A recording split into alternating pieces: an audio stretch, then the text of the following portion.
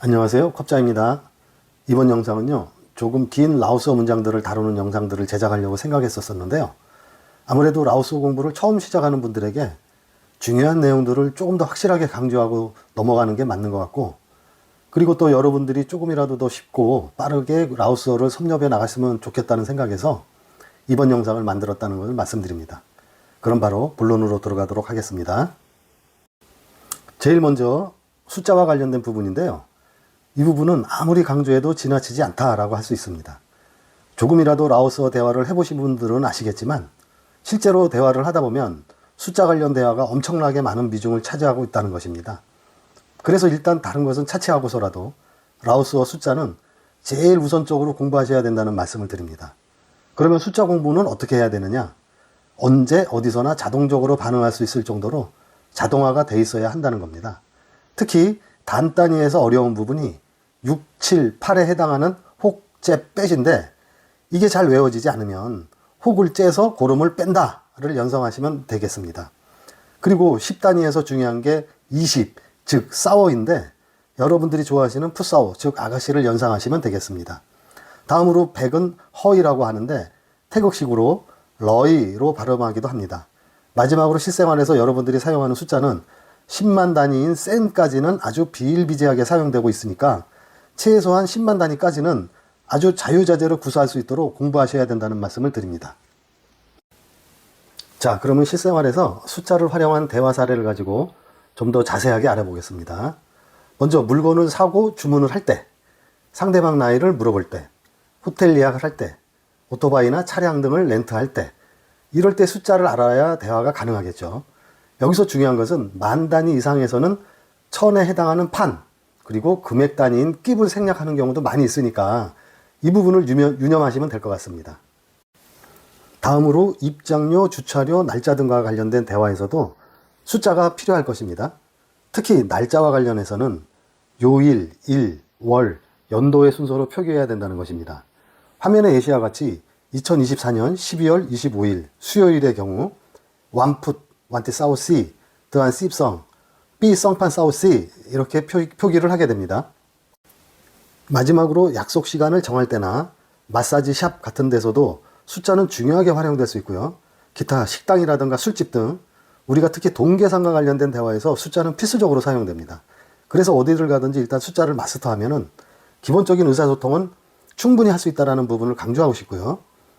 앞으로 여러분들이 하게 될 비교적 단순한 의사소통들은 숫자를 모르고서는 대화를 진행할 수 없기 때문에 혹시 저에게 라오스어 공부 중에서 제일 먼저 어떤 것을 공부해야 되느냐고 물으신다면 저는 바로 이 숫자를 제일 먼저 빠르게 마스터하시라고 말씀드리겠습니다. 다음으로 인칭 대명사와 관련된 부분인데요. 대화의 주체를 알아야 자연스러운 대화를 할 수 있기 때문에 어떤 말이나 행동의 주체가 누구인지 정확히 알 수 있으려면 이 부분도 반드시 필요한 부분이라 생각합니다. 즉, 나, 너, 그 사람, 우리들, 너희들, 그 사람들과 같이 대화의 주체를 명확히 하는 부분은 무엇보다도 중요하다 할 수 있겠습니다. 세 번째로 인사말 부분입니다. 모든 대화의 시작은 인사말부터 시작한다는 차원에서 상황에 맞는 인사말을 적절하게 구사하시면 되겠습니다. 인사말 부분은 각자 참고하시면 될 것 같습니다. 네 번째로 지시 대명사입니다. 이 부분과 관련해서는 지난번 영상에서도 잠깐 언급을 했었는데요. 이, 그, 저에 해당하는 니, 남, 푼을 상황에 맞게 응용해서 대화에서 활용하시면 되니까 이 부분도 영상의 내용을 참고해 주시고 여기서는 빠르게 넘어가도록 하겠습니다. 다섯 번째로 의문사인데요. 의문사 역시 상황에 맞는 적절한 질문을 구사하기 위해서 초보 단계에서 반드시 먼저 공부해야 할 부분입니다. 제일 먼저 평서문 문장 끝에 의문사 버를 붙이는 방식인데요. 이 방식은 의문문을 만드는 가장 일반적인 방식이라 할 수 있습니다. 예문에서 보듯이 짜오 파살라오 딜라이버, 짜오 스아 커이버, 버니 카카오 피버, 빠이난간 다이버, 쭈깐 마이 다이버 이렇게 평서문의 끝에 그냥 의문사 버를 붙이면 바로 의문문으로 전환되는 구조라 초보자분들도 크게 어렵지 않게 의문문을 만들 수 있습니다. 다음은 우리말 무엇에 해당하는 의문사 냥인데요. 관련 예시문을 몇 가지 제시해 드렸습니다. 각자 참고하시면 되겠습니다. 그리고 초보 단계에서도 많이 사용하는 의문사들과 그 예시문들을 몇 가지 정리해 놓았는데요. 이 부분도 충실하게 학습을 하신다면 라오스 현지인들과 보다 다양한 대화를 구사할 수 있으실 거라 생각합니다. 의문사 부분 마지막으로 우리말 얼마에 해당하는 타오다이인데요. 이 타오다이는 일반적으로 가격을 질문할 때 주로 많이 사용하지만 가격 이외에도 여러 가지 수량과 관련된 질문에는 많이 사용되고 있다는 점을 아셔야 됩니다.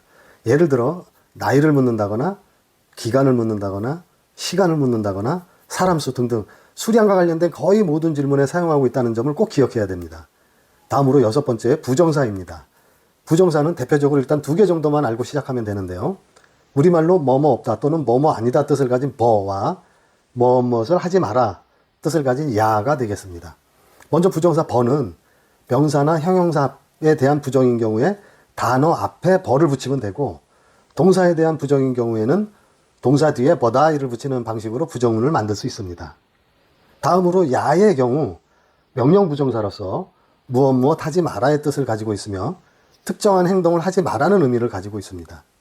이러한 차원에서 버떵, 즉 떵, 뭐뭐 해야 한다의 부정문 버떵과 같은 의미를 갖고 있다 할 수 있습니다. 제시된 예시문들을 참고하시면 될 것 같습니다. 자, 이제는 마지막으로 접속사 관련 부분입니다.